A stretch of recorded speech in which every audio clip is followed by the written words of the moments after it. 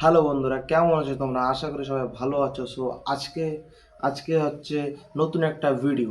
এই ভিডিওটা হচ্ছে যে তোমরা দেখো, এখন স্টার্ট হয়ে গেছে আইপিএলে আগামীকাল ম্যাচ ছিল Rajasthan royal versus Chennai super king. Chennai এই দুটোর ভিতরে তোমার ম্যাচ ছিল আগামীকাল।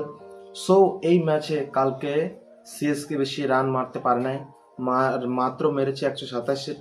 127 ফিনিশ করেছে গেম।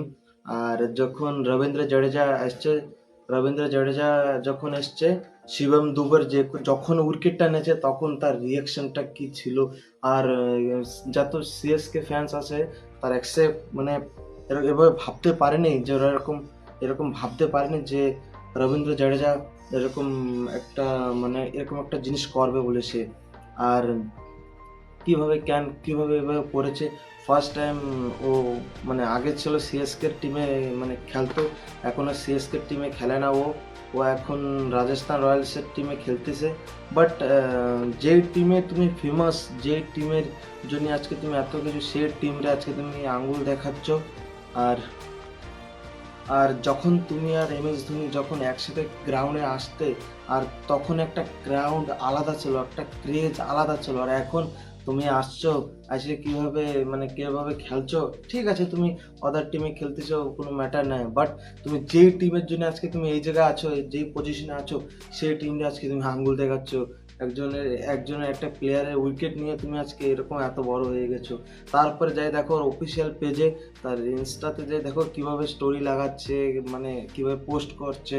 পুরাটা একটু দেখো, তোমরা একটু সাইডে চলতেছে ওটা একটু দেখো। আমি ওর প্রোফাইলে গেছিলাম রবীন্দ্র জাডেজার, দেখেছি যে এভাবে।